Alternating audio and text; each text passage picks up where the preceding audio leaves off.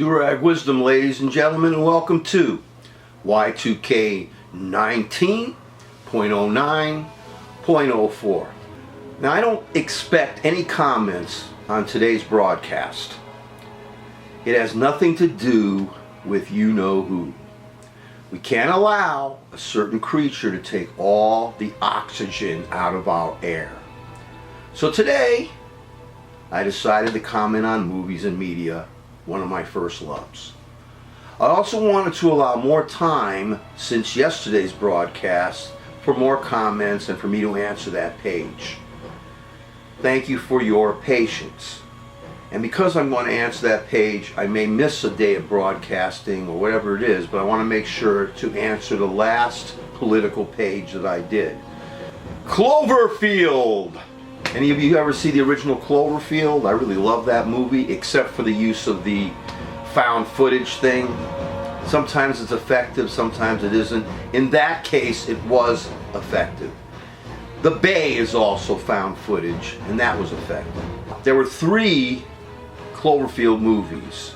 I think Cloverfield, 110 Cloverfield Lane, and the Cloverfield Paradox, and as well as the first Cloverfield.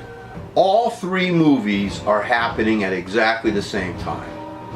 When you hear an explosion, say, in both Cloverfield and Cloverfield Lane, that was when that particle device they had on that ship in Cloverfield Paradox, when that machine messed up, when it went on the blink, whatever, when that went wrong, that's when those explosions occurred. The result is that a parallel universe has been opened and is now affecting our own reality. Some people say that each movie is separate and has nothing to do with the titles. And I'm inclined to believe that, because Hollywood, today it's the corporatists. It's not, it's not those studios anymore, those independent studios. I mean, today the movie industry is run by these corporate creeps, and they just want to just churn everything out. They don't have any respect for the movie art. More of that later. I consider movies an art. And the way these corporate creeps from all these offshoots, corporations that are disguised as the original studios like Paramount and Warner's and Fox, they're really creating some terrible stuff for us. They don't respect the art of the motion picture. So they may be creating 3 movies, they say, these 3 movie arcs, when they're lying to us because they want to make more money from us. Whether this is so or not, all 3 of these films are enjoyable and well done, and I'm still waiting to get the Cloverfield Paradox. Shin Godzilla, Gojira. I loved that movie, the original Gojira. Of course, I only saw Godzilla King of the Monsters with another one of my favorites, Raymond Burr. Either way, I consider Shin Godzilla. I consider this feature to be the only valid sequel to the original Godzilla. The latter was an uncompromising and unflinching allegory on weapons of mass destruction, which of course Japan had 2 atomic bombs dropped on them. You get to a point that you need more weapons of mass destruction to get rid of the other weapons of mass destruction, which is what Godzilla is trying to illustrate. Godzilla was the product of the H-bomb, and they needed a worse weapon, the oxygen destroyer, to eliminate him.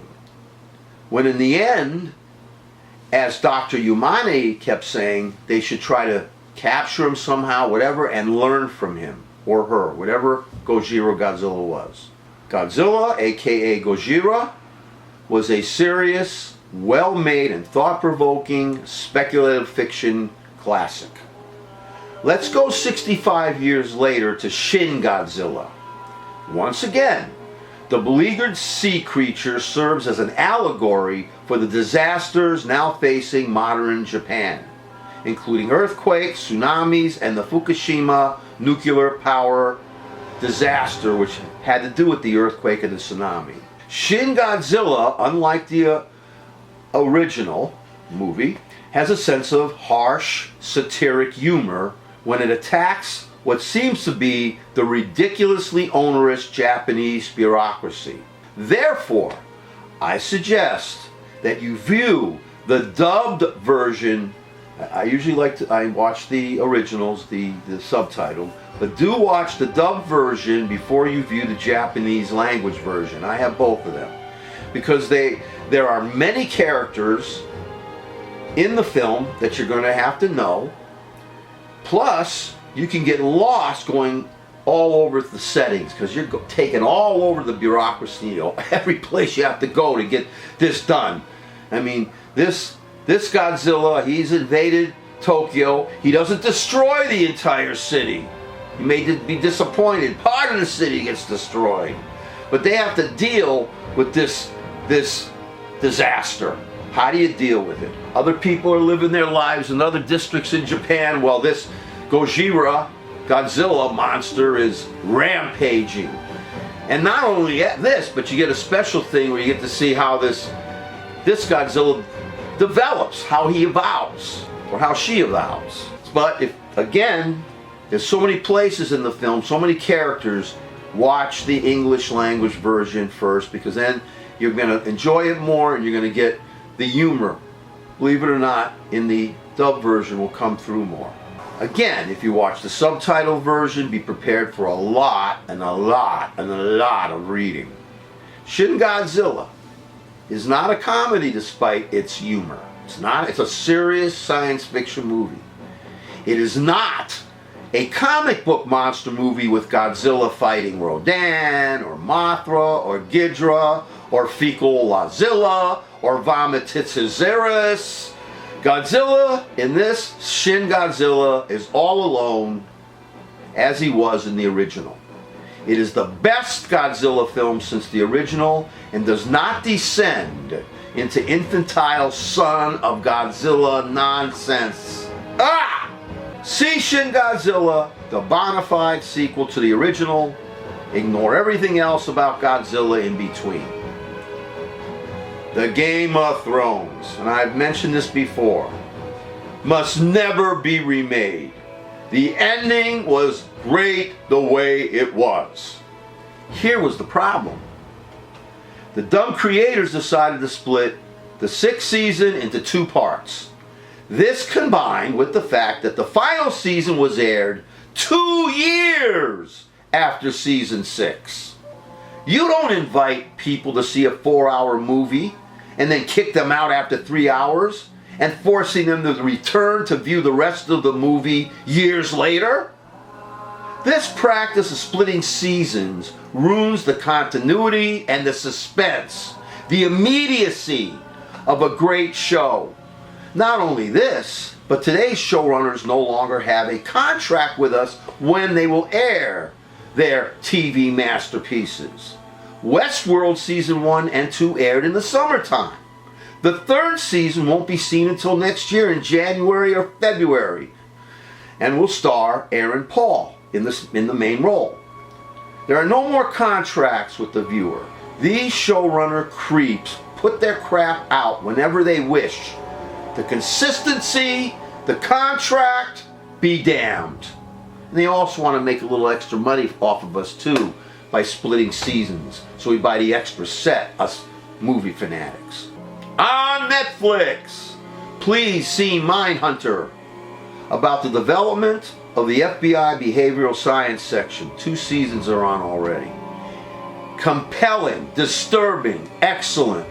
Also see the documentary The Family.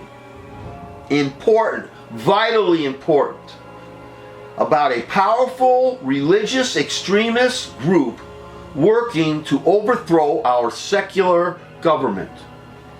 This group, by the way, is partially, along with the Federalist Society, responsible for the invasion of religious extremist judges in our judicial branch, undermining it.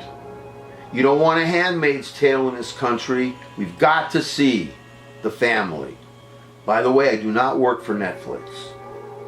Again, folks, thank you. I expect no comments on this broadcast, but please be aware that hopefully after the election of Y2K20, I can expand to include the dynamics of movies and media on our culture as well.